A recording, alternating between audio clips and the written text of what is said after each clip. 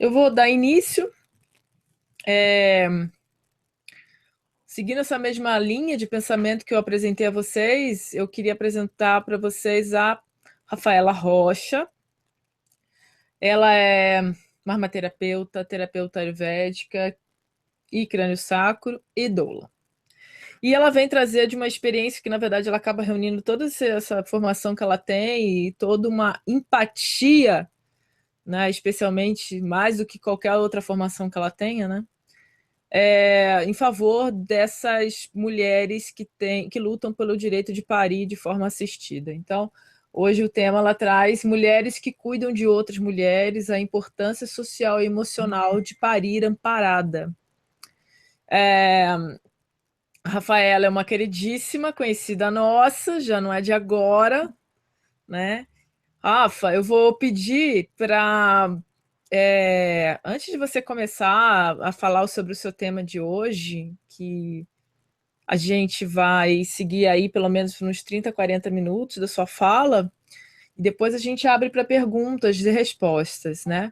Mas antes disso, eu queria que você falasse, como eu falei ontem para a Elânia, que é importante a gente sempre localizar as nossas lutas, né?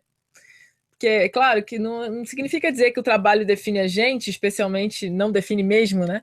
Mas é, dentro de claro, enfim, pensando numa filosofia védica, né? Não tem como a gente não imaginar que essas lutas que a gente acaba assumindo para a gente toma como dharma mesmo, né? Então, é um posicionamento dármico mesmo.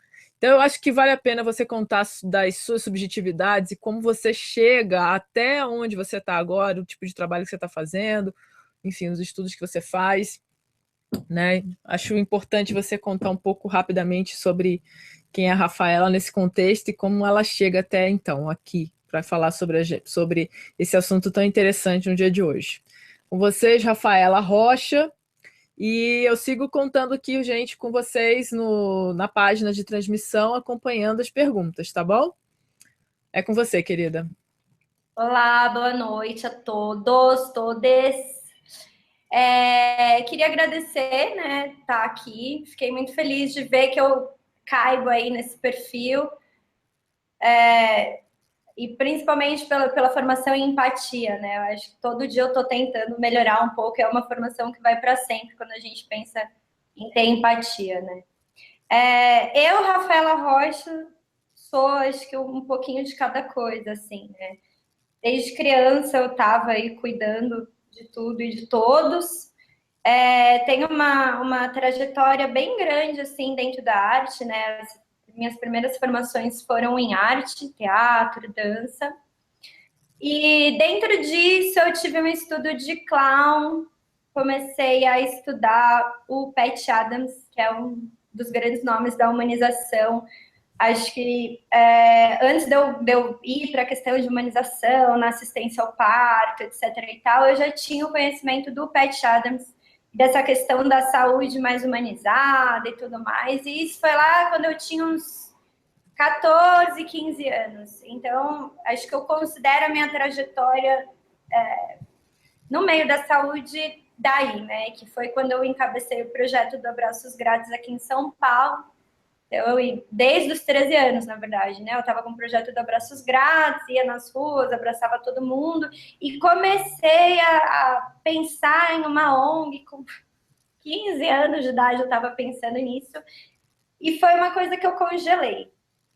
E aí, quando eu entrei na faculdade de Comunicação das Artes do Corpo, que eu fiz o primeiro ano, eu comecei a estudar como a arte se colocava como terapia e contestava de alguma maneira todas essas questões sociais que a gente vive que acaba anulando, né? Essa pessoa única com suas vontades, seus desejos, suas raivas, seus medos.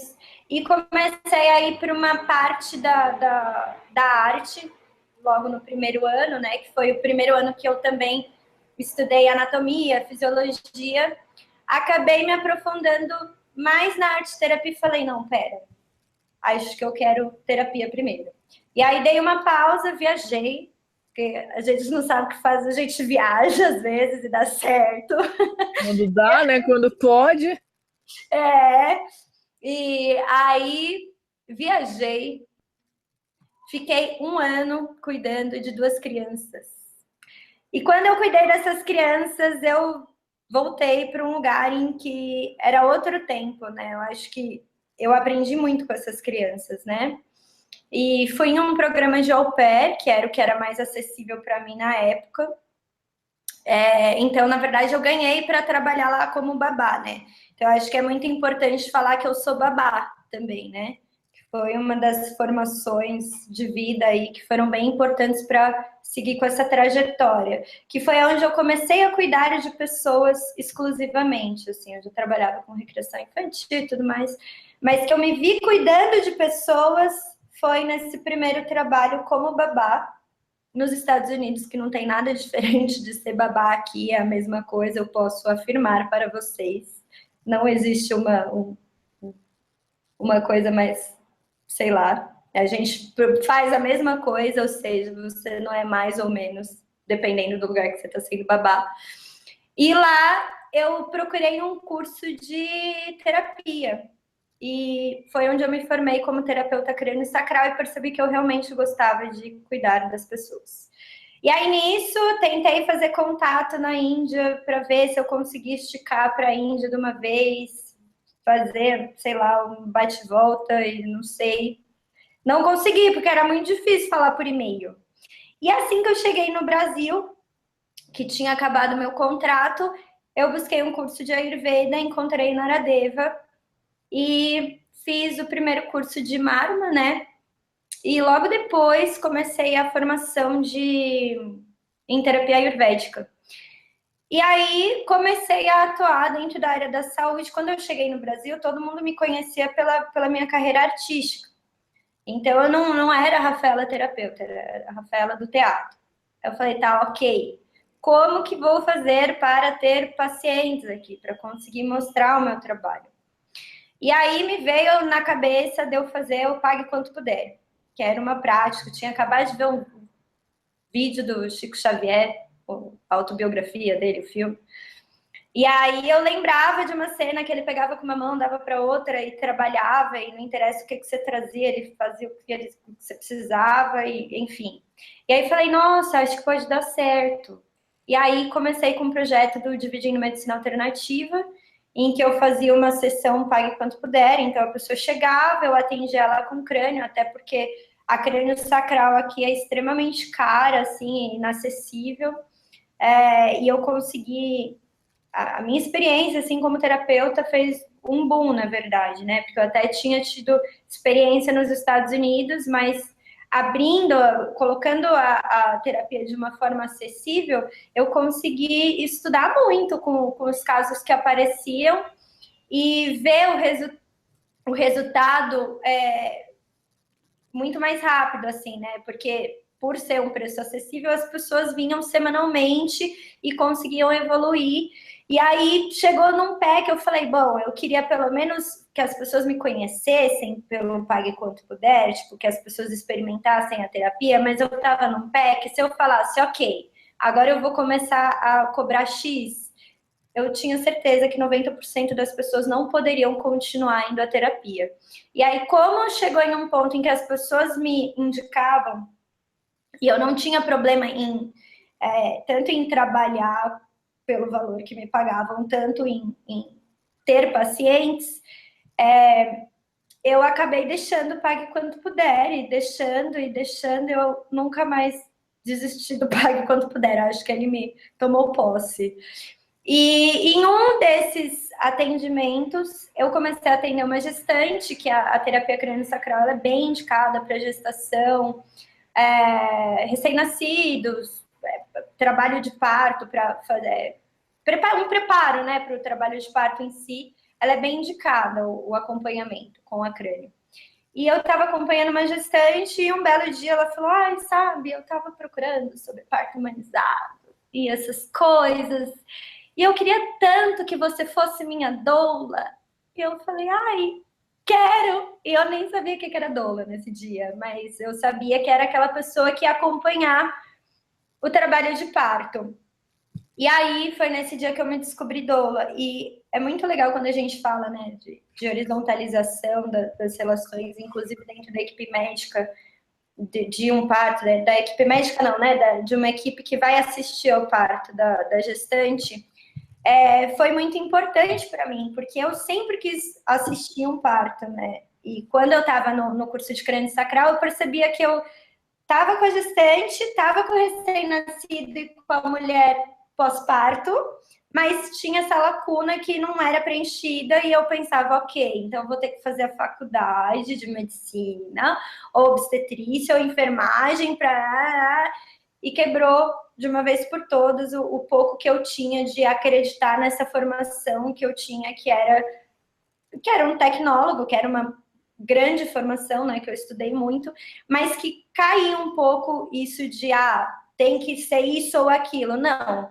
todo mundo pode trabalhar junto e como equipe a gente pode chegar em qualquer lugar. E daí eu virei doula. No primeiro parto que eu acompanhei, que foi onde de fato me formei doula, eu tive contato com a primeira violência obstétrica. Foi bem no primeiro parto, assim, tá! Tipo, para você se formar doula mesmo. Que infelizmente é uma realidade. E disso acabou vindo várias outras vontades, que essa Rafaela, acho que desde lá do Pat Adams, com esse negócio de, vamos humanizar, tava aí congeladinha e bombou nesse momento que eu dei de cara com a violência obstétrica. E óbvio, foi muito, muito pior para a mãe, né, do que para mim. Não tem nem como querer comparar as duas coisas. Mas eu vi o quanto estava preocupante a cena, né, obstétrica e de violência, e de como para mim era uma questão de, acho que eu sei o que eu posso fazer, eu acho que eu posso colocar tudo que eu aprendi aqui para formar uma rede de apoio, para que as pessoas saibam o que estão acontecendo, o que está acontecendo, e de todo esse tempo de clinicagem, que agora tem uns 5 anos que eu clinico como terapeuta semanalmente, né, todos os dias praticamente, eu decidi criar o Multiplicando Doulas, que eu acho que foi a minha maior formação de todas, né, que é um curso para doulas também colaborativo no sistema de Pague Quanto Puder, e está sendo a minha formação atual, assim, tá? Com essas mulheres e aprender, porque a gente trabalha numa dinâmica horizontal, então sempre tem uma mulher que coloca alguma coisa nova, que tem alguma sabedoria popular ou ancestral, ou que traz, enfim, e que eu vivo aprendendo a cada aula que eu dou também. E acho que todas as aulas que eu tenho dado, não só dentro do Multiplicando Doulas, mas palestras, workshops, etc., eu acabo aprendendo e sigo nessa formação para sempre. Acho que eu sou isso daí. Resumindo.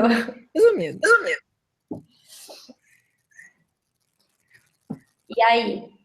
Vamos para o Multiplicando, violência obstétrica. E é contigo, onde você quiser começar, de repente, pela violência, e de repente, pelo processo de que acaba havendo a necessidade de multiplicando doulas, né? Perfeito. Então, só pegando do gancho, né? Foi bem forte para mim, né? O primeiro, quando a gente vai fazer um curso de doulas, a gente nunca acha que o primeiro parto que você vai acompanhar, o médico vai decidir que ele está cansado e que ele vai embora, porque a gestante não quer tomar anestesia, mas isso pode acontecer. E foi bem difícil, na realidade, eu fiquei 6 meses sem conseguir trabalhar com o parto, né? E eu acho muito legal quando a gente fala isso de mulheres que cuidam de mulheres, como é importante a gente se cuidar nesse tempo, né? E perceber da onde que a gente consegue tirar essa força para a gente estar cuidando da outra pessoa, né? E aí eu fui voltando bem aos pouquinhos também, me isolei um pouco para perceber, o que é isso? Então, onde que isso me incomoda? O que eu posso fazer dentro disso? E aí foi, desse parto em diante, eu acho que mudou muito o meu olhar a respeito da assistência humanizada.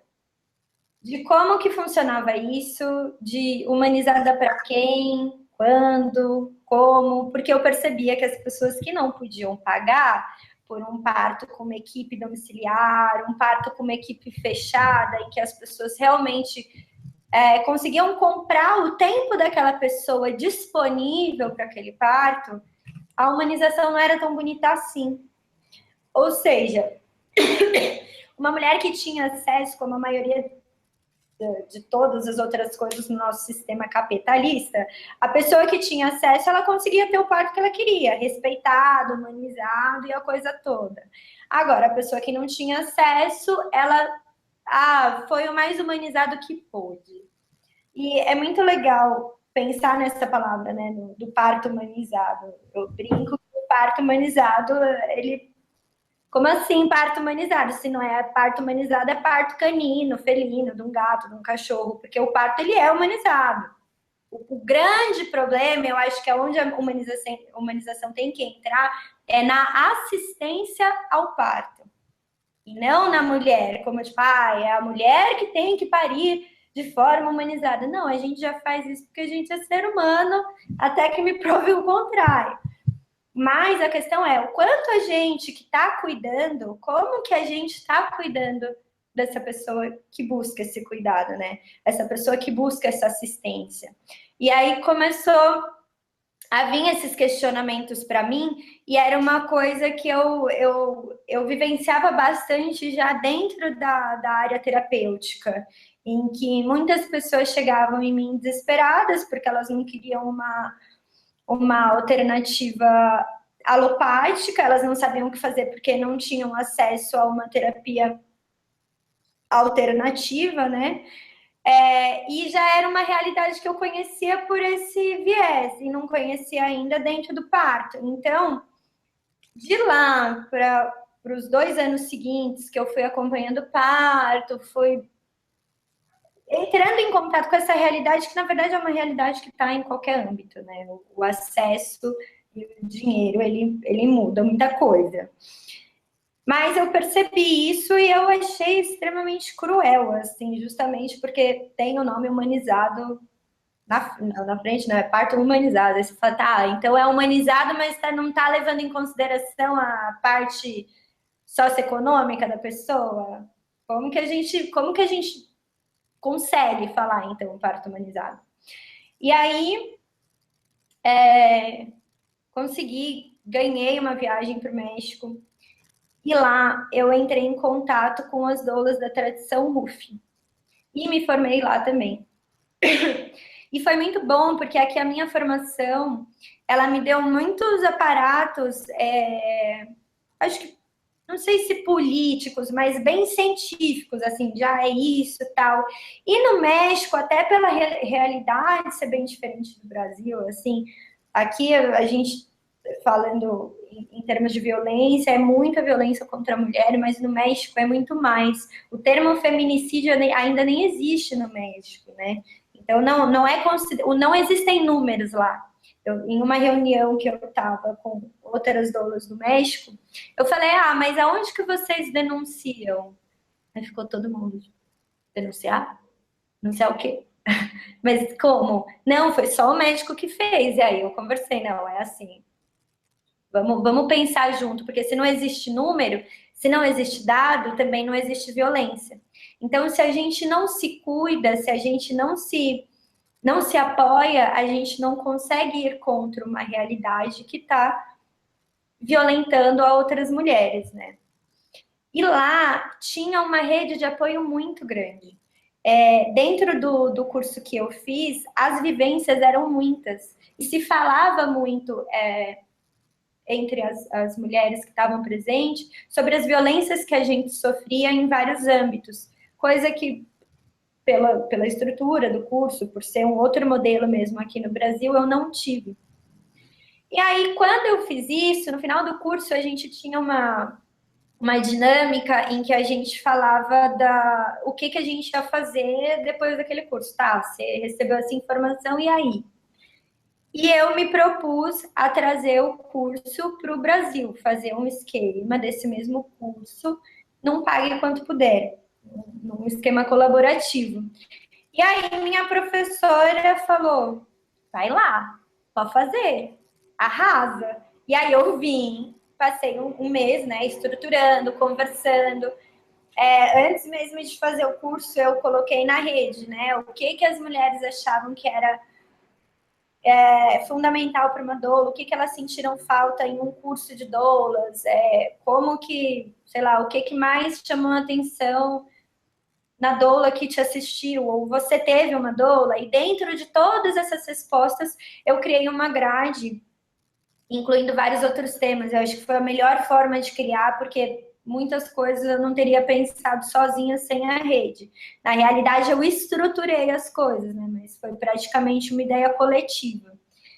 E incluí também a questão de gênero, dei uma ênfase muito grande no pós-parto, que é uma coisa que é extremamente, assim, anulada, se fala muito de parto, mas essa rede de apoio para a mulher no pós-parto quase não se fala, e eu achei bem importante. Uma das outras coisas que eu fiz questão é de que as mães pudessem levar seus filhos, porque, inclusive, quando a gente vai falar de pós-parto, né, e quando a gente vai falar de rede de apoio, aonde que está o filho dessa mãe que foi estudar? Como que essa mãe está se sentindo de ter deixado o filho fora, ou em casa, ou na creche? Será que não pode começar a rede de apoio, já que a gente está falando sobre isso? Será que a gente não pode começar isso no próprio curso?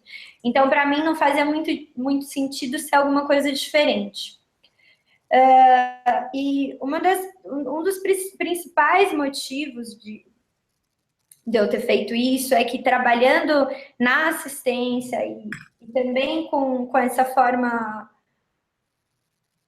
nem sei como nomear essa forma, mas trabalhando com o Pague Quanto Puder, que eu acho que foi a forma mais justa que eu achei, que estava dentro das minhas capacidades também, né? Lembrando que eu sou uma pessoa privilegiada, que, ok, pago meu aluguel, pago minhas coisas, mas em qualquer emergência eu também tenho quem me apoie, então eu posso me colocar nesse lugar de cobrar o quanto as pessoas podem pagar.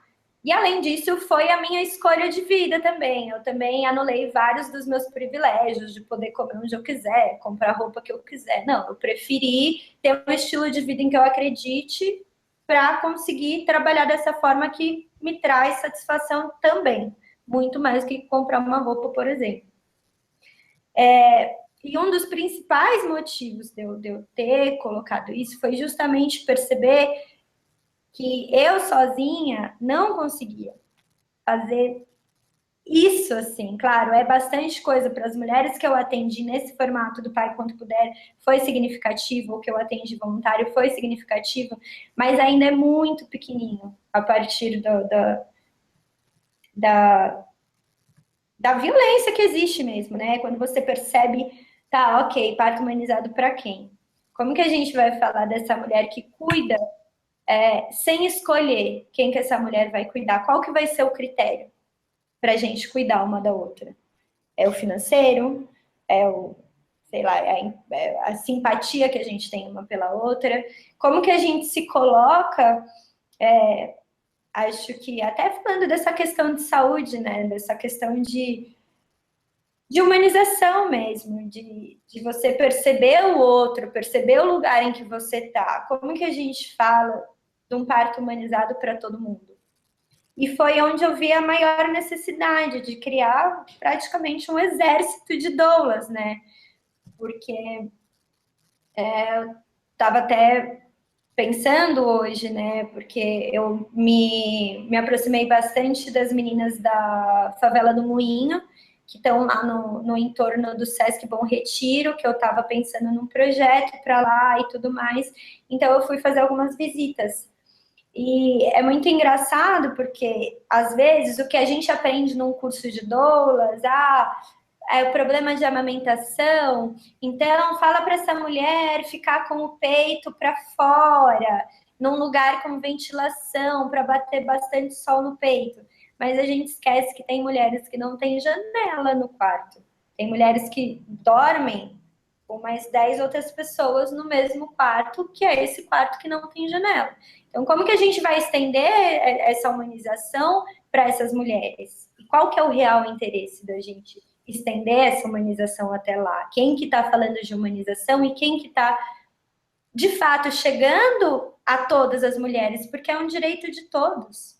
Então, se fez necessário para mim criar um projeto que formasse mulheres de uma forma colaborativa, justamente para isso, para que acendesse essa consciência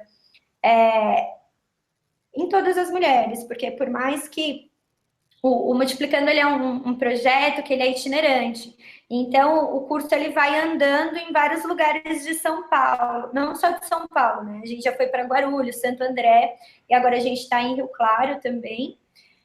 Mas é muito legal porque algumas turmas têm uma maioria das mulheres que moram em regiões mais descentralizadas, que têm mais acesso, menos acesso, e é muito legal ver o diálogo e ver como, tá, então essa realidade existe. Tá, então eu tô numa posição de privilégio. Ver o quanto que isso acontece o tempo todo em todas as turmas do curso e como a gente começa a estar nesse lugar de empatia. Quando a gente abaixa, né, todas as verdades que a gente tem, uma das coisas que eu sou bem apaixonada no Ayurveda é isso, da gente olhar por todos os ângulos e perceber que são tantas as verdades, né? Mas perceber o quanto existe de muito, que a gente não tem nem ideia, porque eu, na minha branquitude privilegiada aqui, nunca ia imaginar essa casa sem janela, porque eu morei só em casa com janela. Então, por que não levar esse acesso? Por que não ir até essa casa sem janela? Por que não descobrir uma outra técnica para que seque a ferida daquela mulher se ela não tem janela? Porque quando a gente vai parar para pensar, até as construções de formas de melhoria e prevenção e tudo mais são pensadas para pessoa branca, classe média para cima e que tem acesso. E fica até um pouco irônico a gente querer levar toda essa humanização para dentro, por exemplo, da favela do Moinho. Fica cínico, na verdade, né? Tipo, não, tá tudo bem, é só ficar perto da janela. Tipo, a menina vai te olhar e falar, ai, que bom essa mulher cuidando de mim. Não, quando a gente pensa em cuidar de uma mulher, quando a gente pensa em dar assistência, a primeira coisa que a gente precisa fazer é conhecer essa mulher. Antes da gente passar todas as formações e as informações que a gente tem, quem é essa mulher? Como ela está, como ela se sente? E de se colocar nesse lugar de ouvinte mesmo, de servir, né? A doula do grego é a mulher que serve. Adoro falar do grego. E é a mulher que serve, né? E o quanto a gente realmente está disposto a servir. Porque estar nesse posto de cuidado é, de fato, se despir de todas as nossas verdades. Porque se a gente vai certo de qualquer coisa, a gente já está indo errado. Então, e o Multiplicando me trouxe muito isso, né? De conhecer várias outras realidades. Porque foi muita mulher. A primeira turma foi com 45 pessoas. 45 mulheres. E aí as outras turmas acabaram sendo um pouco menos.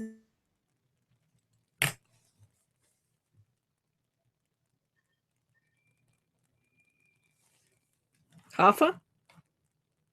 E me pareceu muito fazendo, multiplicando e vendo a demanda que essas meninas já estão trabalhando, já estão doulando.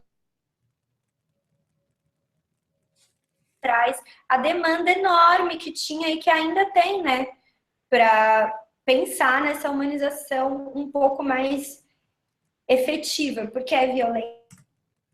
E aí você fala, ai não, mas isso não acontece, ai não, mas a escravidão já acabou. Não, as mulheres, principalmente negras e periféricas, continuam sendo usadas como teste em hospitais. Então, como que a gente ignora isso, se a gente é humanizado? É muito. Aqui entra naquele cinismo que você falou, né?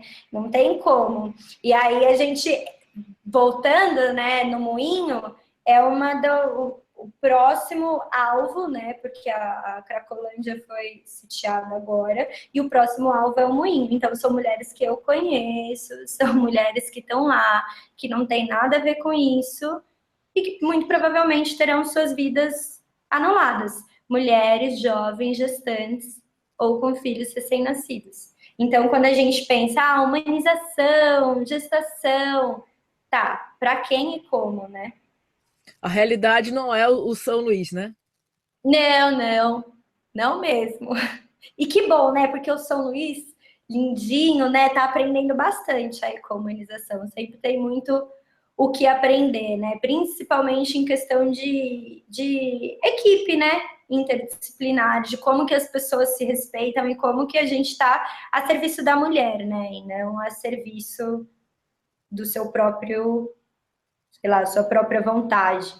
Porque ainda existe uma resistência, principalmente hospitais privados, né? Uma resistência muito forte com a doula, assim. Como é Também. que funciona isso? Como é que tem sido da sua experiência? Então, aliás, hoje foi uma vitória, porque o primeiro parto que eu acompanhei foi no Santa Joana, que foi esse que teve a violência obstétrica, e eu entrei em caráter de exceção quando eu entrei nesse primeiro parto, porque o médico até me aceitou, só que eles explicaram que eu não tinha formação acadêmica, não era graduada na área da saúde. Ou seja, uma formação de Ayurveda, uma formação técnica de crânio sacral, primeiro semestre de anatomia e fisiologia não conta, tem que ter graduação. Até aí tudo bem, porque é a lei de cada um, né? Mas na época eu printei tudo do site e eu levei para eles e falei: olha, vocês não avisaram em momento algum que precisava de graduação. E minha gestante já está com 37 semanas. Como que você dá uma resposta negativa para ela a essa altura do campeonato? Aí eles abriram uma exceção para mim. E acabou que nesse parto teve essa violência. E eu fiquei tipo, ai meu Deus, será que eu quero voltar nesse hospital? Mas acho que depois que eu voltei a trabalhar, né, uns 7, 8 meses depois, uma gestante me procurou e ela queria ter o parto no Santa Joana. E aí eu entrei em contato e eles falaram: olha, foi em caráter de exceção mesmo, você não pode entrar, a regra aqui é graduação. Aí eu falei: olha, o negócio é o seguinte, nós vamos conquistar nosso espaço e em breve estarei aí. Aí hoje eu fui fazer a reunião no Santa Joana, porque eu vou acompanhar um parto lá. Mas é bem árduo, assim. Tá começando a rolar uma aceitação agora, porque várias organizações mundiais já estão falando sobre a importância da assistência ao parto e o papel da doula dentro dessa assistência, né? A gente tem estudo científico atrás de estudo científico falando do quão mais tranquilo o parto é, das menores chances de cesárea com acompanhamento da doula. E voltando um pouco para o Ayurveda, né, que é uma das minhas formações, a gente fala muito dessa questão de como o que é quente, como o que é doce, que praticamente é uma doula, isso,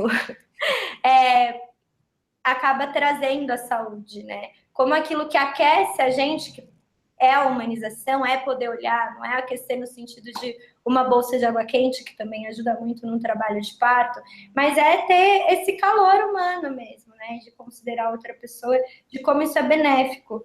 E a Organização Mundial da Saúde já fala da importância da doula e de tudo isso, né? Então não tem como negar mais. Então, ou eles vão entrando aos poucos, se acostumando com a ideia, ou eles acabam perdendo também, né? Porque a procura para essa assistência humanizada também tá crescendo. E aí, em cada hospital, é uma política diferente, né? Então, o Santa Joana é assim, o São Luís é de um outro jeito, o Promatre é parecido com o Santa Joana e assim por diante. Entendi. Cada um a gente tem que lidar de uma forma diferente.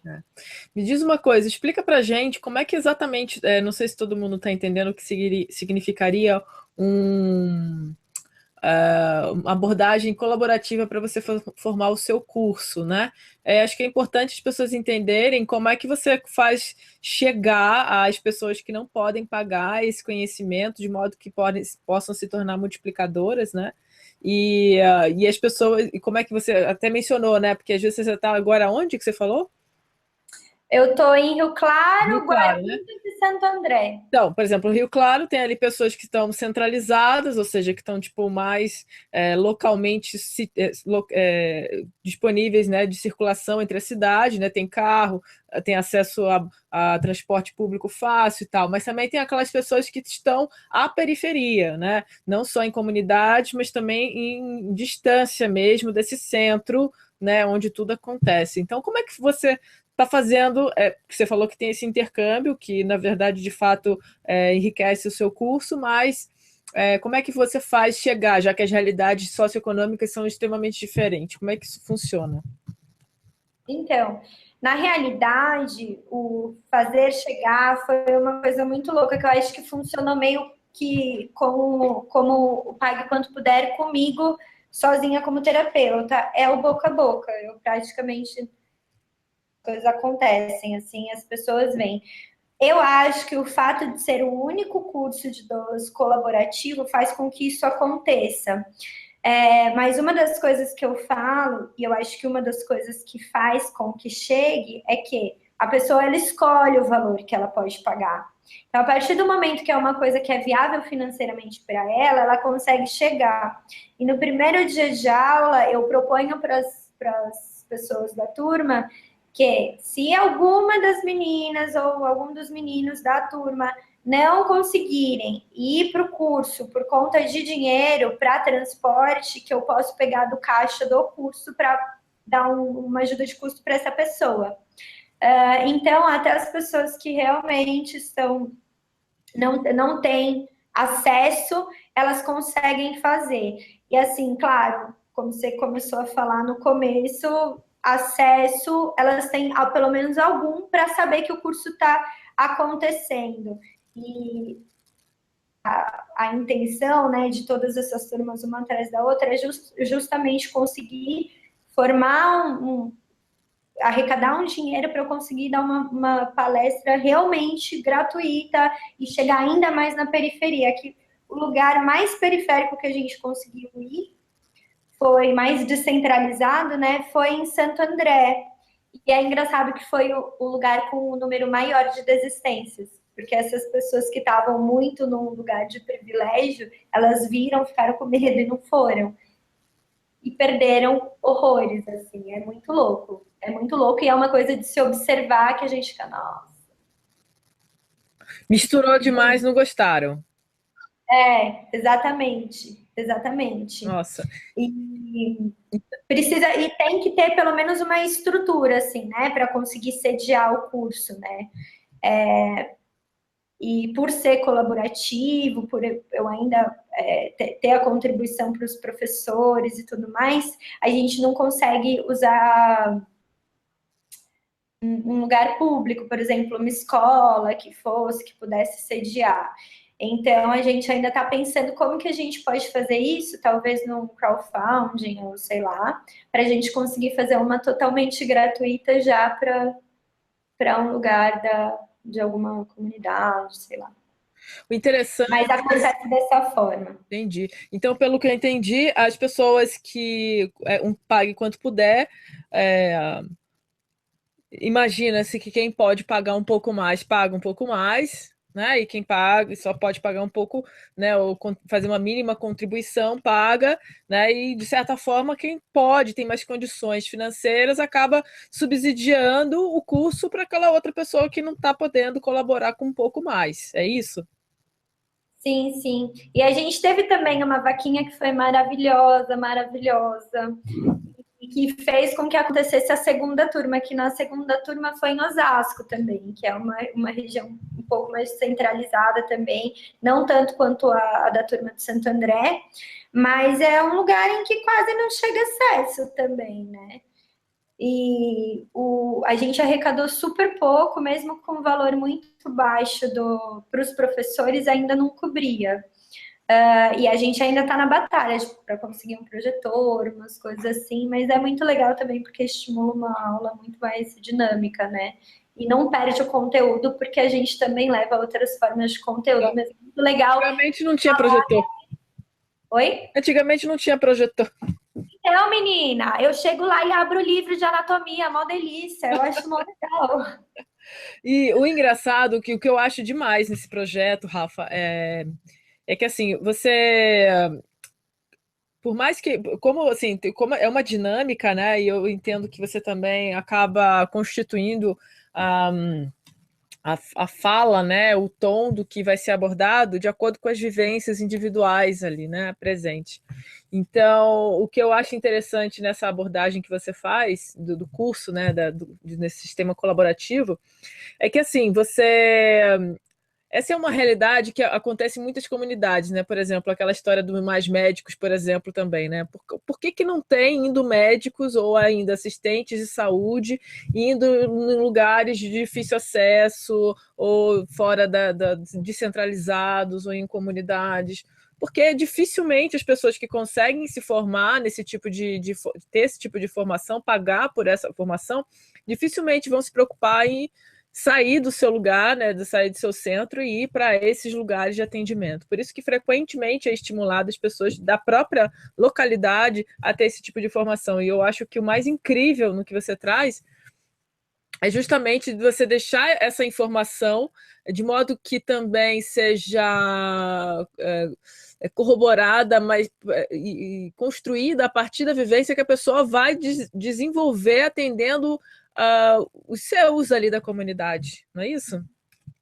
Sim, sim. É porque às vezes muitas pessoas justificam, né? De, ai, mas eu paguei X para ser quem eu sou e vou diminuir, desvalorizar o meu trabalho e fazer isso. Então, eu acho que é uma boa oportunidade para a pessoa não falar isso e conseguir fazer sim um trabalho mais acessível. Mas para essas pessoas que pensam, ai, mas eu paguei X e vou desvalorizar o meu trabalho, eu podia estar ganhando muito cobrando as pessoas, assim, mas eu tô ganhando tão mais com esse trabalho que eu tô fazendo, porque não dá para mensurar, né? E dinheiro é papel, a gente gasta, óbvio, é fundamental até para construir o multiplicando e fazer com que esse acesso chegasse lá, teve dinheiro envolvido sim, mas a questão, inclusive, da humanização, não sei se deu para perceber aí, é que é o ser humano em primeiro lugar, não o capital, né? E o capital é ótimo, o Tchek fala, né, que o capital não pode virar a válvula do negócio, mas que ele é fundamental sim. E assim Claro. é. A questão é que eu não diminuo o valor do meu trabalho, é uma questão capital. O meu trabalho, eu dou muito mais valor que isso. Eu acho que eu não posso deixar de trabalhar e deixar de fazer o que eu gosto, porque não existe o dinheiro. E você vê que vai aparecendo várias outras coisas, o logo do Multiplicando, lembrancinhas do Multiplicando, foram pessoas do próprio curso que foram fazendo, e são várias outras formas de você transformar aquilo e valorizar aquilo, que às vezes a gente, por estar centralizado lá e ter sido educado tanto desde que nasceu em base do valor do capital, a gente acaba nem pensando que existe essa possibilidade, né? Inclusive, a gente faz dentro do curso mesmo, uma das coisas que eu pensei é que eu não poderia investir muito com alimentação, né? Então eu peço para ser um lanche colaborativo, inclusive almoço colaborativo. E, nossa, a gente come muito bem nos cursos. É delicioso, assim. A gente está também com curso no Butantã e de segunda e quarta todo mundo almoça junto. E é muito louco porque volta nisso da humanização, de o que as pessoas estão comendo, de cozinhar para o outro. Porque por mais e existe um super, sabe, esse super negócio de a doula cozinha, a doula pode, sei lá, lavar uma louça, e claro, não só pode como deve, porque é o cuidar, a gente cuida. Se essa mulher tá num puerpério difícil, ela não consegue olhar para a pia, ela tá se sentindo mal porque a casa não tá limpa. Não adianta você fazer uma massagem nela. você vai ter que limpar a louça. E não vai acabar a sua dignidade por causa disso. Porque quando a gente cuida, inclusive no parto, a gente também limpa o cocô da mulher. Gente, o que é uma loucinha para um cocô que a gente limpou? Tá tudo bem. A gente pode limpar as coisas. Isso não vai diminuir os anos que a gente estudou. A gente consegue fazer as duas coisas ao mesmo tempo e ser completa para essa mulher. Então, voltando, né, para essa mulher que cuida, é um lugar, multiplicando da vivência que eu tenho, né? É um lugar em que a gente se cuida muito. Inclusive, eu me sinto cuidada toda vez que eu vou, porque a gente vai colocando várias questões e também discutindo as realidades, né, em um ponto que você pode ser vulnerável lá e não tem problema.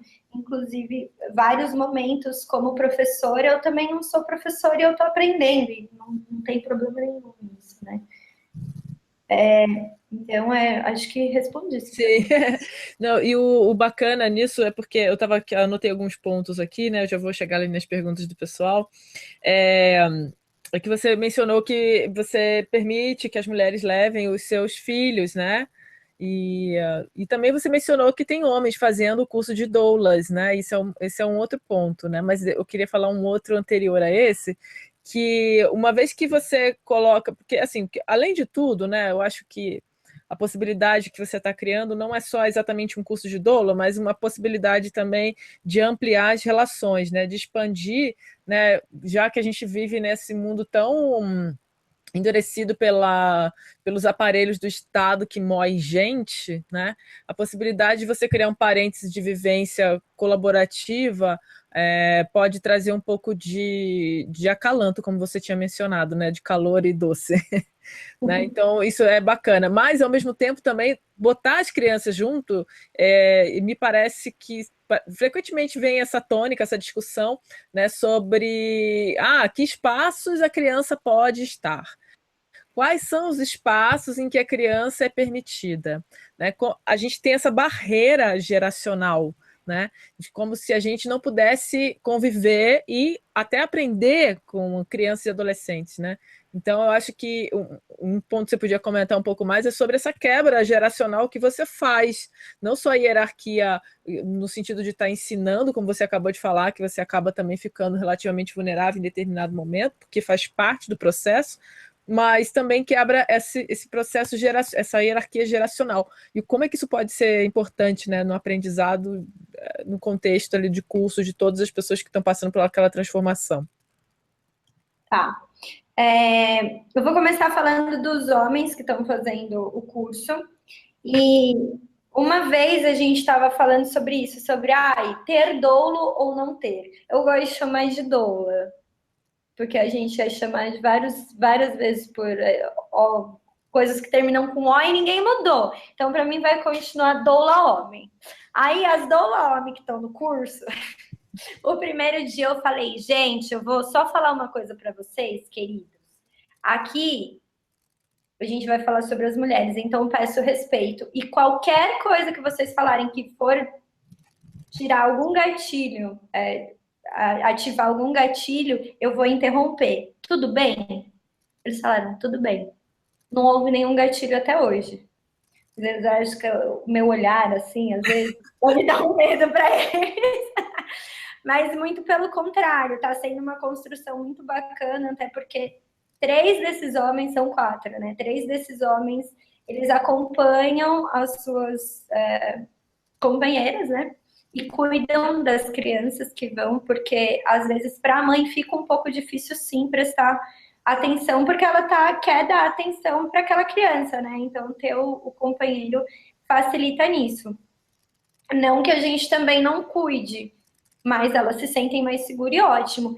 E um desses companheiros quis fazer o curso e o outro é um menino que é da obstetrícia. Ele está se formando em obstetrícia e também decidiu fazer o curso. E os outros 2 vão porque são pais das crianças. Travou aí? Não, para mim tá ok.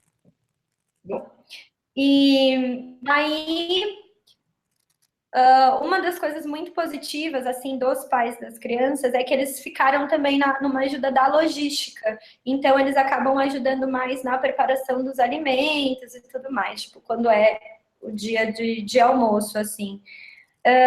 E o que eu percebi também foram os depoimentos dos pais, que foi muito importante, assim, para falar da questão do puerpério. Então, eu acho que tem muito a somar quando o papel daquela mulher e o protagonismo daquela mulher é respeitado. E eu acho que não poderia ser diferente comigo presente. Eu não posso responder por como eles estão agindo fora daquele espaço, mas dentro do espaço do Multiplicando Doulas, qualquer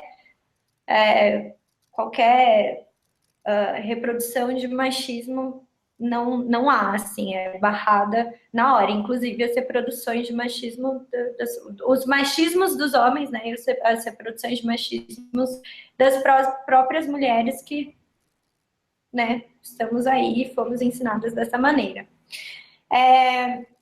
Mas eu vejo como uma coisa positiva, tá dando Não, certo. eu particularmente gosto muito da ideia de ter doulas homens.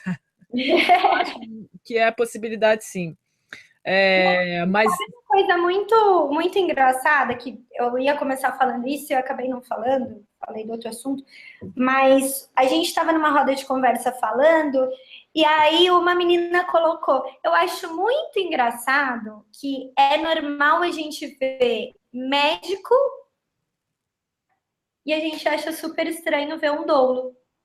pode crer. Quando é pro cara ter um poder, pro cara ser o bambambam, pica da galáxia, então pode. Então a gente não olha com estranheza, não fala que não é daqui. Porque para mim, pô, melhor tirar eles então que estão enchendo mais o saco que esses dons que vieram fazer o curso, entendeu? Então é muito engraçado você ver como essa questão do poder e do machismo estrutural, ela tá também nisso, de tipo, ah não, servir o homem não pode. Agora, falar se a gente tem ou não que fazer uma cesárea, ele pode. Então é muito louco quando a gente olha isso, porque dá um susto, tipo, nossa, é verdade. Meu GO, acho tão normal esse médico falando sobre o quão ruim eu vou ser se eu for ter um parto natural. E, enfim, isso é uma questão que eu jogo, assim, quando me perguntam, tipo, ah, mas o que você acha sobre doula homem? Aí eu falo, ah, eu acho a mesma coisa sobre médico homem, né? Ginecologista é obstetra homem, né? Não, isso é um ponto que você tocou que eu não tinha parado para pensar, né? Porque imagina como é que é isso, né? Você mencionou perfeitamente. Eu acho que os espaços de poder eles são tão dominados, né? Que a gente acaba querendo reforçar por dizer assim, não, olha, os espaços das mulheres já são tão poucos, ela precisa ter os espaços dela, né, para poder estabelecer poder. Mas na verdade é um lugar, né, que é subalternizado, né? Enfim, justamente pelo processo do cuidar do outro. Então, por ser um lugar subalternizado, evidentemente não pode ter lugar de homem, não pode ser lugar de homem. Isso é uma questão interessante. É muito doido. E a gente, eu não tinha parado para pensar até esse dia. Aí a hora que fez isso, eu fiz tipo, falei, não, é verdade. E aí, voltando na outra pergunta que você me fez, né, a respeito das crianças, eu acho que uma das coisas que eu mais aprendi no México, eu sempre fui apaixonada por criança, né? Encantadora de nenéns.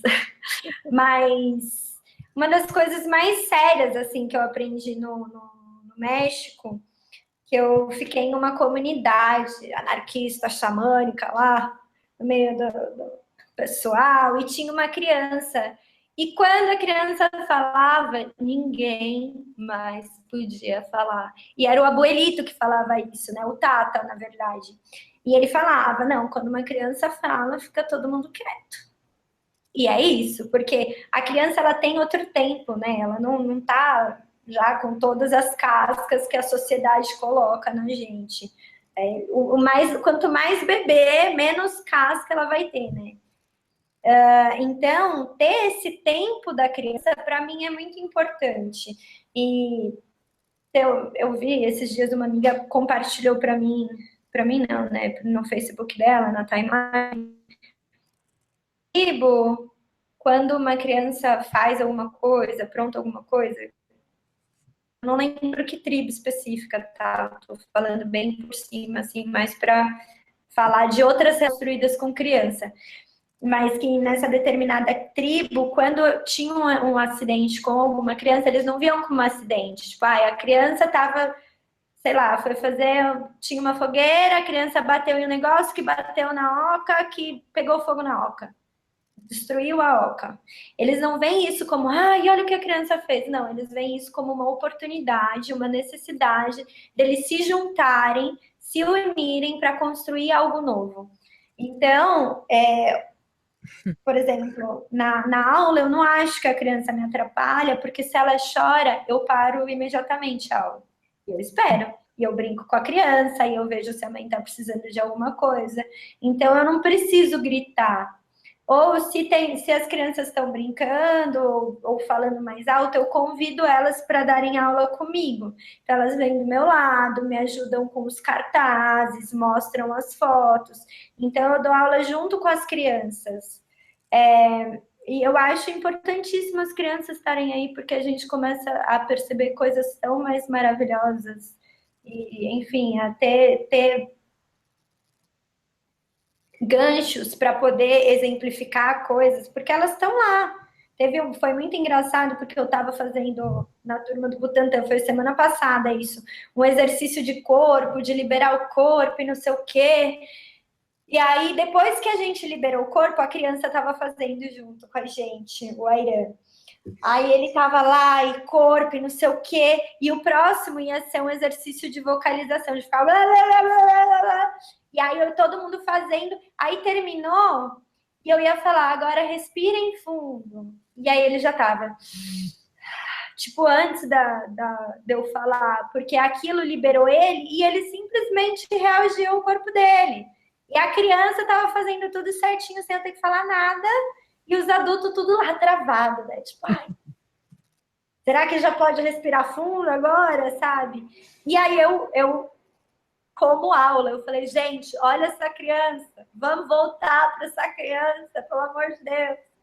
E é muito, eu acho que é muito enriquecedor quando a gente se coloca também nessa posição de que a gente pode aprender de tudo e de todos e a todo momento, ou seja, sei lá, dessa rede que balança e que balançando ela consegue manter um equilíbrio e que a hora que o movimento para, ela para, e o que isso tem a ver com o nosso corpo, de tá, quando a gente para, não tem um movimento, não é flexível, sei lá. Você pode tirar uma ideia de tudo a qualquer momento, e a criança, ela tá praticamente de novas possibilidades aí que você tem.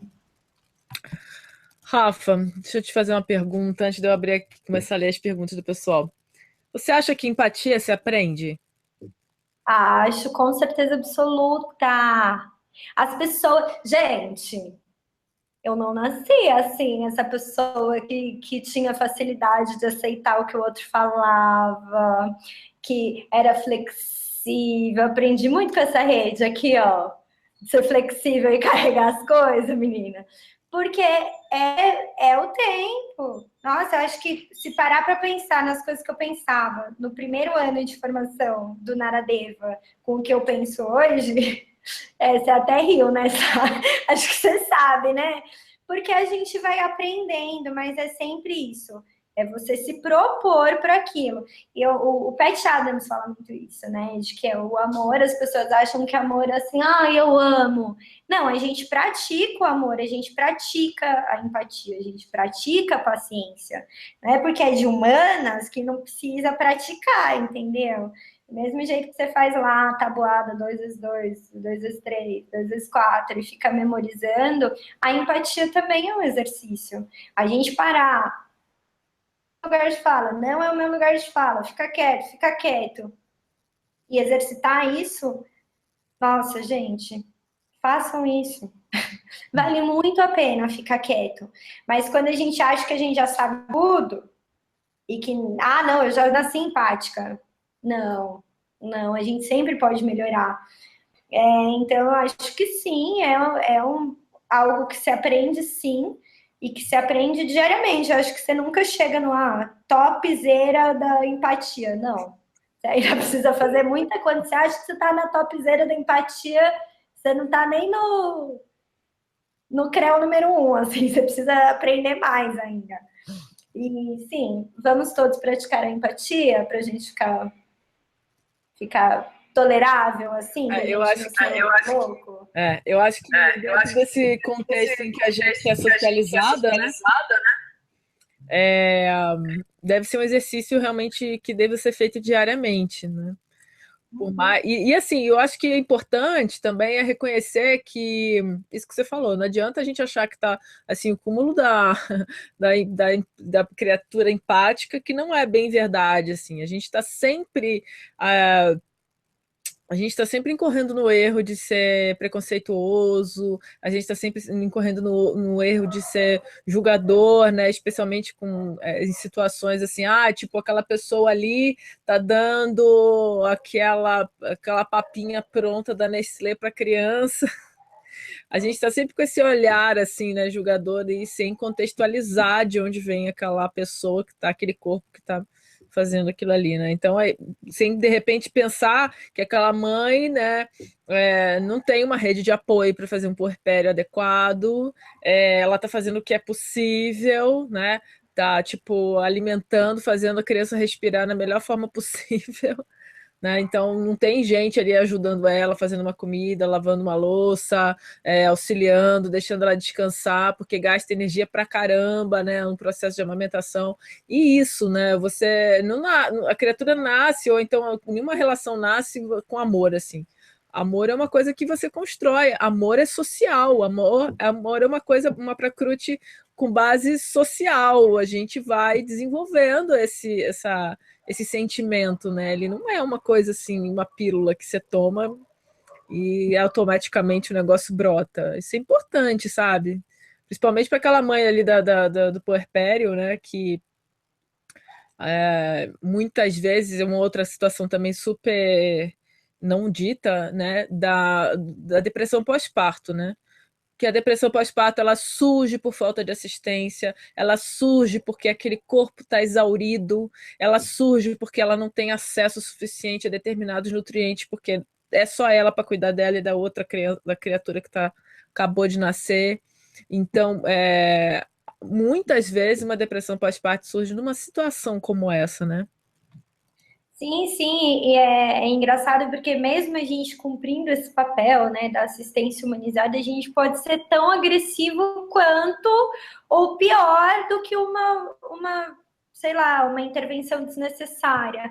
Porque a partir do momento que a mulher está naquela vulnerabilidade do puerpério, em que ela tem que ser aquela mãe, que a sociedade já falou que é a mãe, ó, a mãe, e aí você caga uma regra na cabeça daquela pessoa.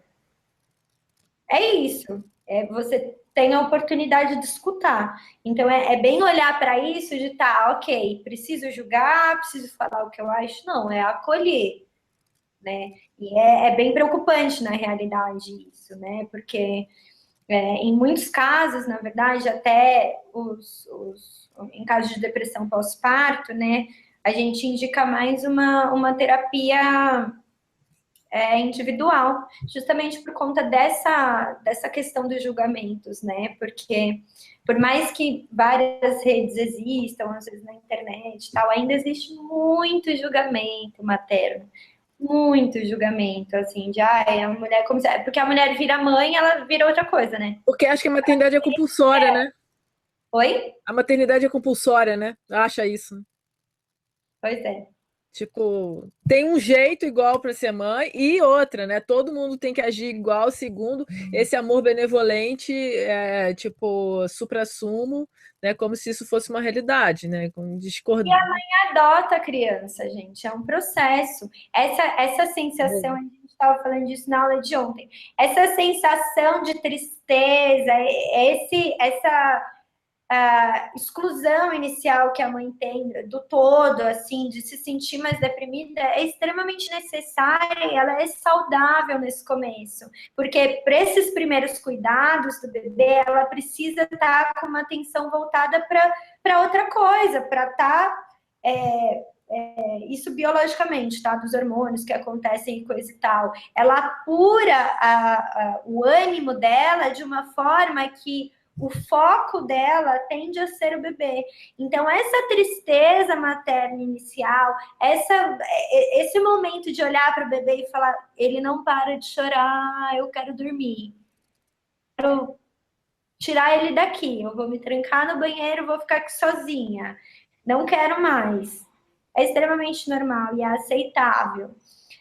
Então, se a gente julga esse primeiro momento que é normal, é aceitável, é ok, porque a maternidade não é o que as pessoas pintam na televisão. E a gente, ao invés de acolher e falar, tá tudo bem, vem cá, vamos se abraçar, ou vem cá, vamos gritar junto, ou vem cá, vamos bater nessa almofada. Ao invés de a gente fazer isso, a gente falar que aquela mulher, nossa, mas o seu instinto materno já vai surgir. Nossa, mas o seu bebê é tão indefeso. Isso não existe. É um processo, é uma mulher que está por trás dessa maternidade. E mais do que ter uma mulher por trás dessa maternidade também, tem um bebê que é um bebê e que também está descobrindo tudo. Então, às vezes, acaba sendo muito desumano também, né? Esse julgamento. Os julgamentos da maternidade, como se todos os bebês fossem responder iguais, ou como se todas as mães fossem maternar da mesma forma. Isso não existe, até porque na geladeira de cada uma tem uma comida, a casa de cada uma é de um jeito, e a cultura e vivência de cada uma é de um jeito também, né? Outra coisa, né, que é assim, a responsabilidade de manter aquela criança viva e saudável e no processo de desenvolvimento é única e exclusivamente daquela pessoa que pariu. Vamos até falar assim, pessoa que pariu, né? Parece que só aquela pessoa que pariu é suficiente para gerir todas as necessidades daquele ser em desenvolvimento, né? Isso é uma outra demanda, né, de a gente começar a pensar em como uma criança precisa de uma comunidade para se desenvolver, né? Não, completamente, gente. Pelo amor de Deus, a mulher ela fica com privação de sono por causa da amamentação. Privação de sono pode causar psicose. Essa mulher também precisa ser cuidada do mesmo jeito que essa criança precisa ser cuidada por toda uma comunidade. Leve comida para uma mulher que acabou de parir. Lave a louça para uma mulher que acabou de parir. Cuide de uma mulher que acabou de parir, não só desse neném. Porque é muito comum falar, não quis ter filho, não quis, sei lá, não sei, como se fosse a Na hora mulher. de fazer foi bom. Exatamente, exatamente. E assim, existe isso, das pessoas falando e das pessoas julgando, sendo que elas já foram crianças e elas não foram cuidadas só por uma pessoa. Ai, mas é que a minha mãe, não sei o quê, e o meu pai tá bom, mas sempre teve uma tia, uma avó, alguma coisa. A maioria dos casos pode não ser da família, ou teve a escola, ou teve o vizinho, qualquer coisa, gente. Uma criança, ela não é só da mãe. Ela não é, e é muita ingenuidade da nossa parte achar que é exclusividade da mãe. Se a gente voltasse um pouco, sei lá, nem sei para onde, porque nem sei se já teve isso, né? Mas se a gente olhasse um pouco para as nossas crianças, entendesse melhor que é uma responsabilidade de todos, quiçá não estaríamos nessa loucura que está hoje, porque uma criança bem cuidada, a probabilidade dela estar mais tranquila é muito maior, dela se É um sentir. adulto mais saudável, né? Exatamente. E é muito Deixa eu... fácil, né? A gente falar, ah, não é nosso filho e depois reclamar do mundo. Não, cara. Então vamos ser amáveis. É bem aquela história, né? Enfim, ontem a gente estava falando, né? Não, não, tem que cuidar, não, né? A pessoa tem que ter filho. Ah, mas aí se teve, não quer participar do processo de cuidar, né? Aí fica, depois a criança cresce, falta de cuidado, e depois a pessoa vai ser aquela, né? Tipo, indesejável, fora à margem da sociedade. É cruel, a gente produz essas pessoas, se a gente parar para pensar bem. Bom, parabéns por trazer essas terapias de forma como deveria ser, está dizendo a Aline Pires. Você nos mostra que é possível. Que trabalho lindo, estou adorando, diz a Rosana Martins aqui. Tem a pessoal de Natal. Olá, pessoal. Amanda Abreu é o nome dela, não sei de onde é. Ela pergunta o que se estuda num curso de doula, quanto tempo pode durar? O nosso curso tem uma carga horária de 80 horas e o que a gente estuda está praticamente relacionado ao parto e à maternagem, né? Então a gente trabalha com psicologia na gestação, no pós-parto, e a gente fala um pouco dos aspectos da psicologia que podem acontecer dentro do trabalho de parto. Anatomia, fisiologia, tanto do parto quanto da gestação, do pós-parto, da amamentação. Temos aula de rebozo, que é um chale mexicano que a gente usa. Eu tenho um aqui, deixa eu mostrar. Rebozo é isso daqui, a gente usa como método de alívio da dor. Então, tem algumas manobras que a gente faz com esse rebozo, que pode ser também o tecido da rede. É bem parecido, só que aqui é do México e aqui é nacional. Então, a gente estuda técnicas de rebozo. Eu dou uma passada bem por cima sobre de aromaterapia, porque eu sempre aconselho as meninas tanto aromaterapia quanto fitoterápico, eu aconselho elas a fazerem uma especialização por conta do tempo curto de aromaterapia e fitoterápicos. Tem pano para manga aí para estudar e tem que ter muita consciência, né, na hora de usar qualquer intervenção, porque mesmo sendo algo natural, é natural e ninguém toma todo dia, né? Então, a gente precisa saber o que a gente está fazendo. Então, dou uma passadinha pela aromaterapia, rebozo, massagem, uma massagem bem básica também, mais um acalento do que qualquer outra coisa. Né? Aí os métodos de alívio da dor do parto, que aí tem mais algumas outras técnicas. Gênero e sexualidade a gente aborda também. Tem o Massal e a Camila, que são maravilhosos, que dão essa aula. A gente tem uma aula focada no puerpério também. Ética, plano de parto, que a gente fala da questão de documentação. Uma aula de humanização, contrato, também da questão legal. E nossa última aula é sobre a função da doula, que eu acho que isso ficou para o final e ficou muito bem, fecha com chave de ouro, assim, no curso. Mas acho que não estou esquecendo de nada, é praticamente as coisas que a gente estuda, assim, enfoque no puerpério, principalmente quando a turma tem criança, que todas as turmas tiveram crianças, assim. Tem muita partilha, muita vivência, muita escuta, e é Legal, isso.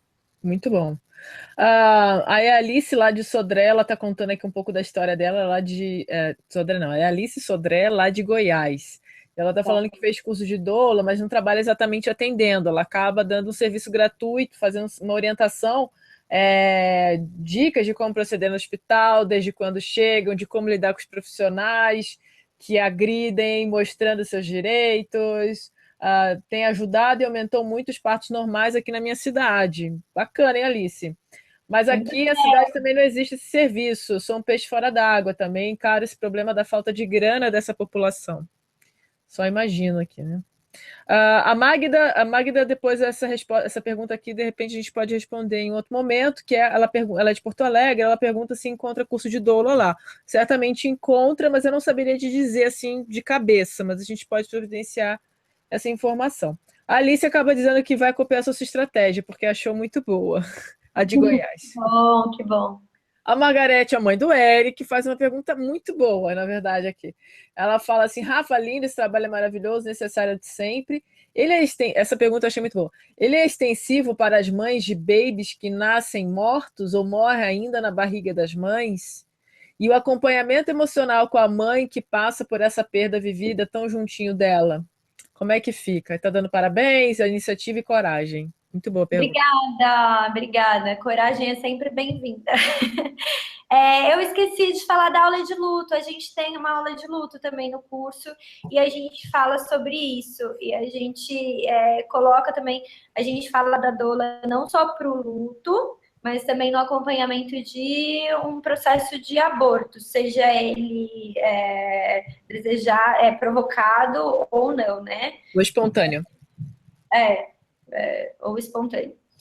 E sim, a gente acompanha e é outra forma de dolagem, né? Óbvio.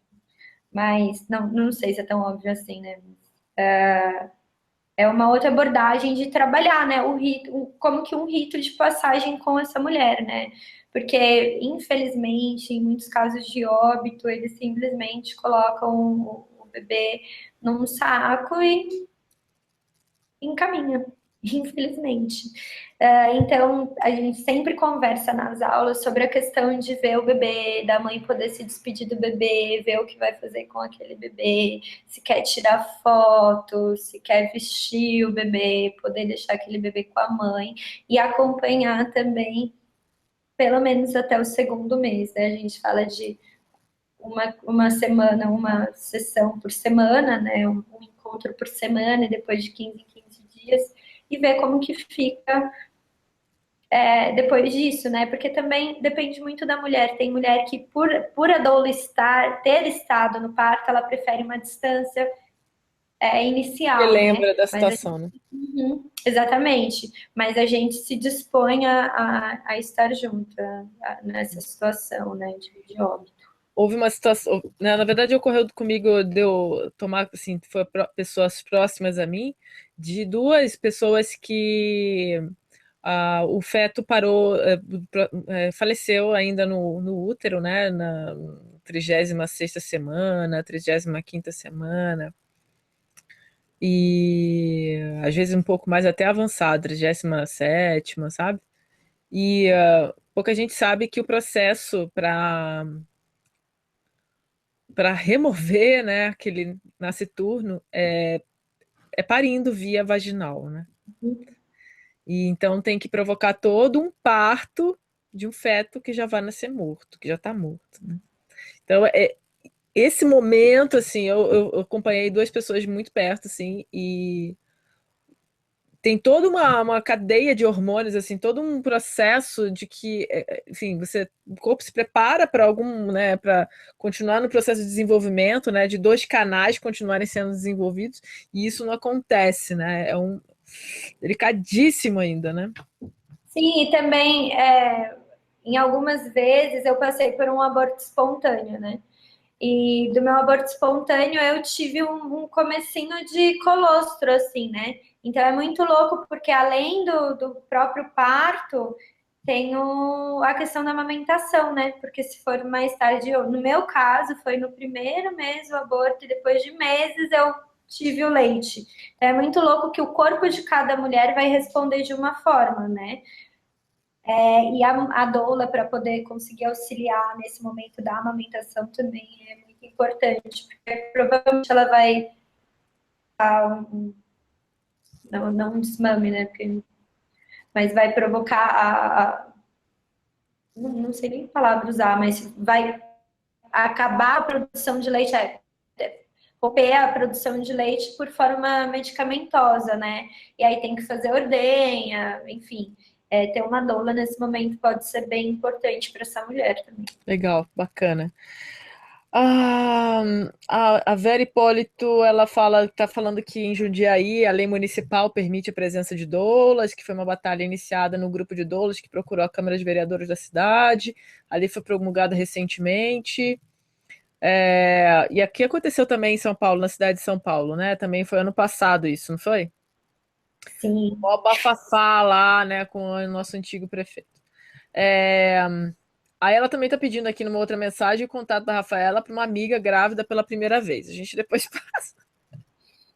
Vou marcar ela aqui e entre em contato com ela. Pode marcar. Ela pergunta aqui se mães, se doulas só cuidam de mães grávidas ou podem também cuidar de mães que perderam suas próprias mães e precisam, por motivos de uma cirurgia, de cuidados de mãe. Eu não entendi exatamente essa pergunta, eu vou deixar para tentar elaborar um pouco daqui a pouco.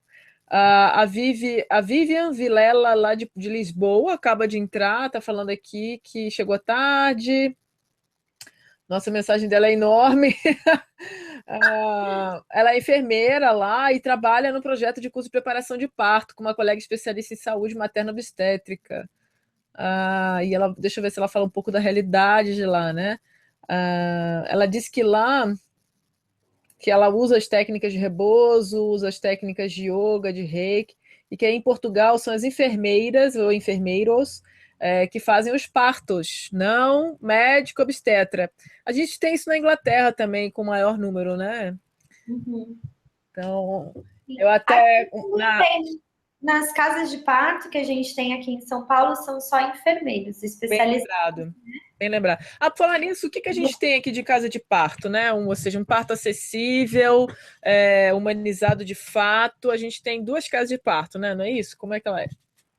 E humanizado de fato, vírgula, porque tem algumas coisas que ainda estão meio problemáticas assim.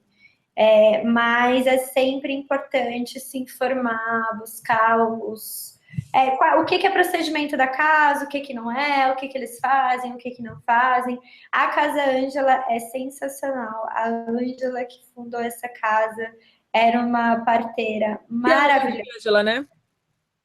Isso mesmo, lá perto da Monte Azul, Zona Sul, né? Então ela deixou um legado aí, uma mulher incrível que não pode ser esquecida. Há pouco tempo eles entraram com uma parceria com o SUS, então algumas coisinhas mudaram de protocolo de atendimento, porque agora eles precisam também responder ao SUS. E tem a Casa de Parto Sapopemba, que fica em Sapopemba. E em alguns partos ainda tem registros de violência obstétrica, mas é uma coisa que a gente está lutando e é muito importante que a população resista a Casa de Parto Sapopemba para ir mudando mesmo o posicionamento dessas enfermeiras que ainda estão lá e ainda insistem em coisas como episiotomia, que existe sim algum momento em que é necessária episiotomia. E não existe, né? Já caiu, inclusive, da Organização Mundial da Saúde, mas é um caminho que a gente vai fazendo despacito, né? Despacito. Mas eu sei que a Casa Ângela, ela tem uma vivência bem interessante, porque como ela atende a comunidade, né? Então trabalha um pouco parecido com o que você trabalha, assim. Então pessoas que podem pagar por um parto, né? Elas pagam, ainda é um valor ok, nada parecido com um parto humanizado, né? Enfim, classe média, mas as pessoas da comunidade que não podem pagar por esse parto, especialmente quando. Eu sei que parece que quando são adolescentes da comunidade grávidas, aí mesmo que elas não pagam mesmo, né?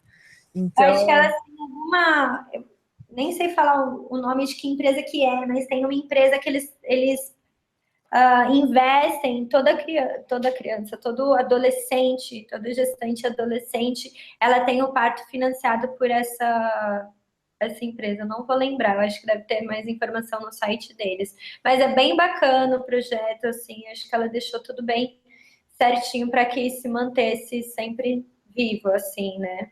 E interessante observar que numa cidade como São Paulo, a gente só tem duas casas de parto.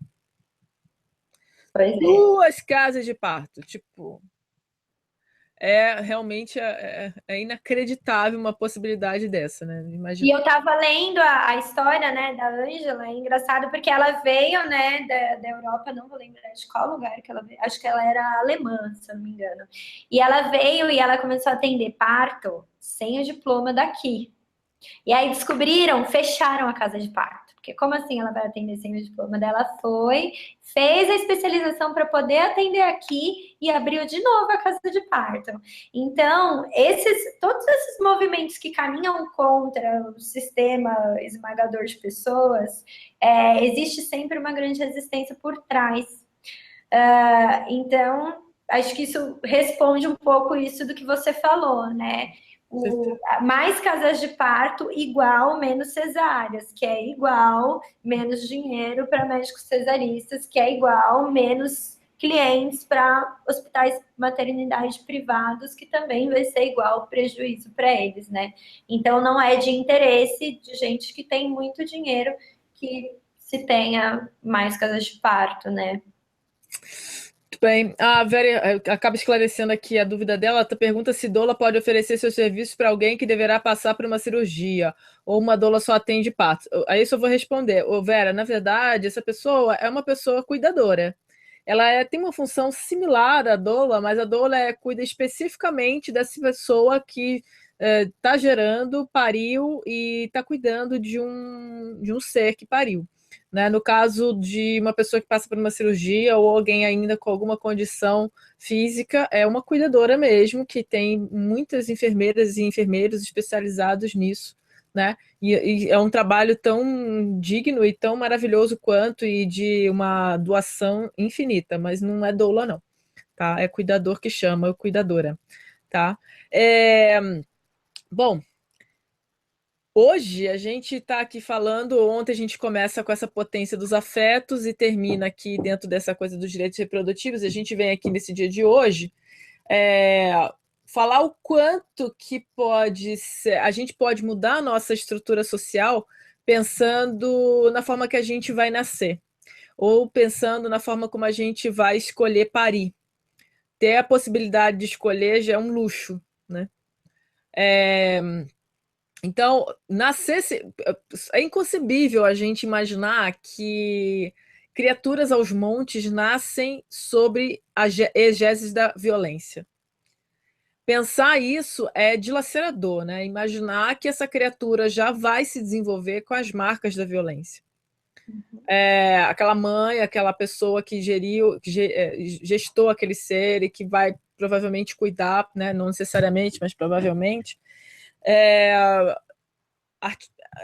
alimenta aquela violência junto, e aquela criança sente aquela violência também, tanto quanto, né?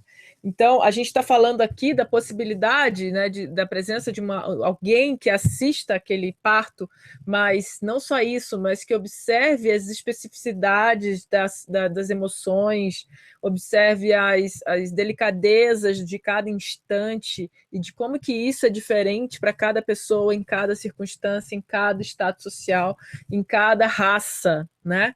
É importante a gente ressaltar aqui, eu acho que estão permeando bastante a fala da Rafa e a experiência dela, de que as pessoas que geram outros seres, elas não são iguais, né? Os construtos sociais influenciam diretamente. As heranças, né, daquele clã onde ela se desenvolveu, as crenças, as informações culturais são carregadas por aquele corpo. Né? Então, desenvolver um feto em si, dentro de si, parir aquele feto e aquele bebê e junto, né, em determinadas circunstâncias, se desenvolver junto com aquela criança, é diferente em cada circunstância. Isso é fundamental a gente deixar claro aqui, né? Não há uma forma única de tratar essas pessoas que estão parindo. Não tem como isso. Cada um é um cada um, né? Cada um vai desenvolver suas próprias sapiências. Isso que eu acho legal também, né, Rafa? A gente perceber que você se colocou muito nesse lugar, né? Que a gente está ali também aprendendo com aquela sapiência que aquele corpo, com aquela pessoa está se desenvolvendo com as suas subjetividades, né? Isso é bem interessante. E pensar também que o direito de parir passa por um outro direito, que foi escolher estar grávida, né? Ter o direito de escolher saber se quer ou não estar grávida. Essa é uma outra discussão muito importante que rapidamente a Elânia falou ontem, né? E você rapidamente também falou, né, de que sim, as mulheres negras periféricas, elas continuam sendo as que mais sofrem violência obstétrica nos hospitais, porque tem uma insígnia que diz que mulher branca é o sexo frágil, mas a mulher negra, essa ela aguenta, ela tem força, ela aguenta qualquer coisa. E isso é de uma tamanha violência que o trabalho que você faz, justamente de colocar essas realidades em contato, faz isso. Eu acho que você tem toda a razão. Empatia se aprende com certeza. Ela pode ser desenvolvida, especialmente por conta da forma como a gente é socializada, né? Então, se a gente não teve oportunidade, de repente, enquanto criança, de aprender isso, a gente pode se dar o trabalho quando adulto, né? De se colocar no caminho de que a gente possa aprender essa empatia, conhecendo diversas realidades. Essa é a proposta que a gente está aqui fazendo, né? Eu estou trazendo o quanto possível pessoas que tenham da prática como forma de contribuir com as suas experiências, né? E de trazer essas ferramentas. Deixa eu ver se a gente tem mais alguma última coisa aqui para falar.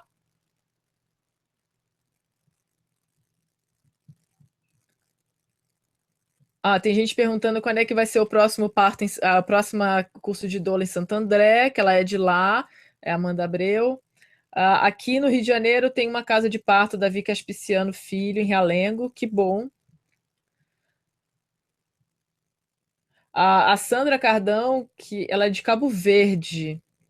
Ela está perguntando que está dizendo que não assistiu desde o início, mas percebe que a presença e o acompanhamento de doulas é recente. Enfim, como se acede aos cuidados de uma doula? Gostei muito de aprender sobre essa abordagem, esperando pela reprise. Parabéns.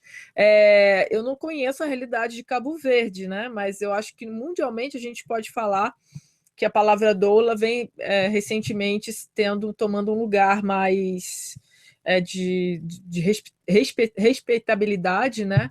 E como você falou, né? A Organização Mundial da Saúde já diz que a presença da doula para nascer e parir de forma saudável é necessária, né? De forma para garantir menos violência, né? Respondendo sobre Santo André, não sei quando vai ser a próxima turma lá, porque normalmente eu vou fazendo um, aí vou para outro lugar. Tem a página do Face Multiplicando Doulas, que eu sempre coloco os novos cursos lá. Eu não lembro qual que era. Não era uma pergunta, era só um comentário, na verdade, né? Uhum. E respondendo a moça que eu lembro que é de Cabo Verde, mas eu não lembro o nome. Sandra. Sandra. O que acontece? Na realidade, a doula, ela existe desde que o mundo é mundo. Mas a repercussão da função da doula, eu acho que está aparecendo agora, porque antigamente não era uma função de trabalho. Era sempre aquela mulher que tinha mais experiência ou que conhecia do processo parto, que acompanhava ou uma comadre, ou uma vizinha, ou a própria mãe dessa mulher. Tanto que se você vai buscar referências de imagens históricas, sempre existe no parto uma mulher atrás da mulher segurando ou do lado e a parteira. Então, mesmo antigamente, só que eu acho que até com todo esse movimento de privatização de tudo e de todos, assim, acabou se distanciando dessas relações que a gente tinha que eram mais próximas. E do mesmo jeito que hoje existe a profissão de cuidador, que é aquela pessoa que está do lado, existe também a função da doula, né? Eu não sei se cuidador já é uma profissão ou uma função, mas a gente ainda é função, né? Então, a doula, ela sempre existiu, mas hoje ela está nesse papel de profissional, né? Um profissional que veio preencher essa lacuna social que existe, né? Por conta de todas essas mudanças que nossa sociedade foi passando. Acho que é isso. Bom, a gente vai caminhando para o final. Eu queria agradecer a Rafaela Rocha, pupila. Ai, maravilhosa! Eu que agradeço. Arrasando sempre, né? Tipo, a gente fica acompanhando com muito orgulho de observar, né, que enfim, que a gente conheceu ela estudando Ayurveda, né? Mas a gente observa como que pessoas assim como ela realmente entenderam o Ayurveda, né? Porque contextualiza, não fica só ali no umbigode, olha para fora, olha para dentro, enxerga além daquela pessoa, enxerga dentro, né? Isso realmente a gente poderia dizer que é Ayurveda, mas não só, na verdade, né? Por exemplo, ontem a Ilânia falando várias coisas que seriam necessárias para uma, considerando o social, né, para a manutenção de saúde mental e emocional daquela pessoa. Nossa, a gente está falando das medicinas tradicionais, a gente está falando dos saberes, das ciências que, na verdade, decorrem da sabedoria construída com o outro, né? A partir de si e com o outro, né? E com a outra. Então, a gente está falando de algo muito caro que, na verdade, fala da manutenção dos afetos, da manutenção das relações, de aprender do cultivo desse afago, né? E de como que isso é necessário permear tudo aquilo que a gente faz, né? Porque sem isso a vida é muito crua, é muito dura. Se a gente não faz essa cama confortável, aconchegante, dificilmente a gente consegue dar conta sem enlouquecer. E enlouquecer, eu ainda acho que, considero que em determinados momentos é necessário. Ou se é. Acho bom a gente enlouquecer de vez em quando, sabe? Não tem nenhum problema com isso. Então, mas assim, mas que isso, né, a gente sabe o caminho de volta, que a gente possa contar com aquele outro que reverbera ao nosso lado, né, para dar a mão e puxar, né? Então a gente está falando disso. No final das contas é isso, porque ali, naquele lugar que a gente está completamente desamparada, que frequentemente se chama de partolândia, né? A gente não tem quem confiar em volta da gente, é desesperador, deve ser uma coisa enlouquecedora, sabe? Porque você está ali num outro processo, você está ali usando todos os recursos do seu corpo, né, para poder expelir um outro ser de dentro de você, né? Então, são tantas subjetividades ali acontecendo que você precisa ter alguém de confiança do seu lado, é o mínimo, né? É o mínimo. Claro que assim, companheiras e companheiros podem e devem fazer parte desse processo, né? Mas o que a Rafa falou é que atualmente tem essa pessoa que se profissionalizou, né, porque tem muitos meandros a serem considerados na sociedade, nos aparelhos de Estado, como, por exemplo, se está parindo dentro de um hospital, que tem determinados padrões, né, de não necessariamente humanizados, ou ainda que os humanizados de lá são diferentes do de cá. Então, essa pessoa se profissionaliza em saber todos esses meandros, né? Mas, no fundo, ela é uma pessoa especialista na escuta, né? No afeto. Sim. Sim, sim. E é muito legal porque você estava falando da companheira ou do companheiro, né?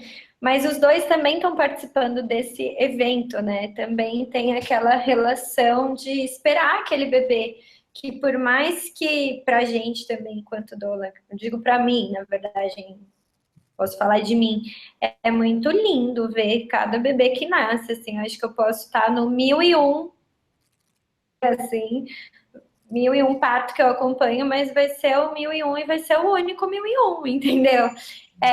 Mas ver a gente tem um olhar em que a gente acaba acolhendo também esse companheiro, essa companheira, ou a acompanhante que estiver lá em relação com essa mulher, né?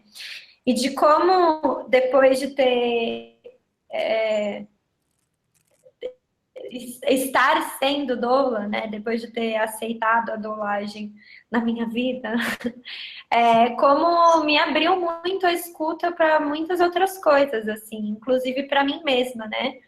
E voltando nessa mulher que cuida, como é importante eu perceber que eu posso também ter esse momento da loucura, esse momento da vulnerabilidade, e como é bom olhar para o lado e ver também uma outra pessoa que está disposta a me doular, né? Independente de estar num parto ou não, mas de ter esse olhar da doula, né? Dessa empatia, desse cuidado, da escuta. E estar no curso de doulas, estar dando aula em um curso de doulas ou falando sobre a doulagem é poder encontrar esses lugares em que existe o acolhimento, né? E é um respiro muito grande, assim, dentro de todos esses problemas sociais, essas questões sociais que a gente vive hoje, poder estar quarta, final de semana, segunda, quarta, final de semana em lugares em que a gente fala sobre isso e mais do que isso, que a gente pratica o amor e a empatia, né? Porque não foi à toa que eu pude falar sobre empatia hoje. eu tive me doulando muitas outras mulheres, assim, para que eu chegasse onde eu cheguei hoje. E é muito importante falar da importância de cada uma delas, que com certeza sabem quem são, assim, porque são muitas, né? Inclusive essa que tá aqui, né, do outro lado da câmera. E eu lembro muito bem que a violência que eu sofri, eu, Sabrina, aconteceu isso, o cara fez isso. Porque é muito importante, às vezes a gente dá aula mesmo sem saber, né? Em várias outras situações a gente tá lá respeitando o protagonismo dessa mulher, né? Que eu acho que, no fundo, perceber que aquela mulher teve o momento dela, né? Que é o único, é o parto. Não é, tá tudo bem, não, ano que vem a gente faz outro parto. Não, é o momento daquela mulher. E aí você começa a perceber vários outros momentos e entra um pouco nisso, nessa questão da mulher podendo escolher e ser quem ela é e optar pelas coisas que ela gostaria e ter o seu protagonismo respeitado. Então, é muito maravilhoso poder cuidar também e perceber que a cada cuidado com uma outra mulher a gente se cuida um pouco internamente, assim. Eu sou muito satisfeita assim com isso, mesmo nas coisas do dia a dia que acontecem, faz muito sentido assim.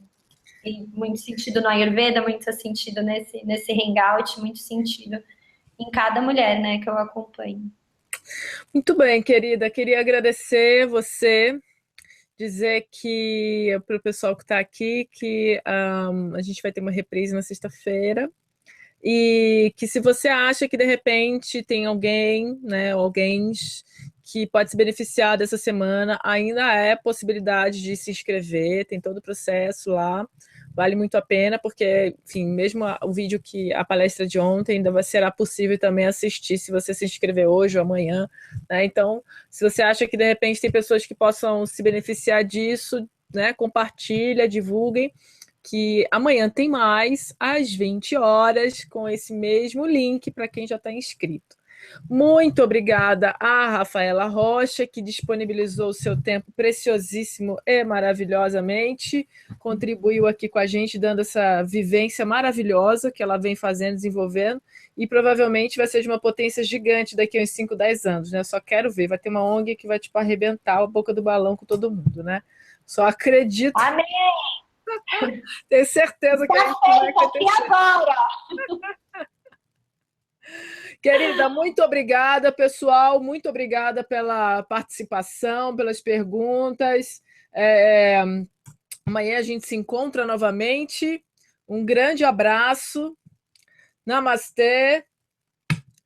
E a gente se encontra nessa vida por aí. Quer falar alguma coisa rapidinho? Gratiluz, meus amores. Boa noite. Eu adorei que tem gratiluz aí no fundo. Adorei. Ficou... A gente escreveu gratiluz. Muito bom, muito bom.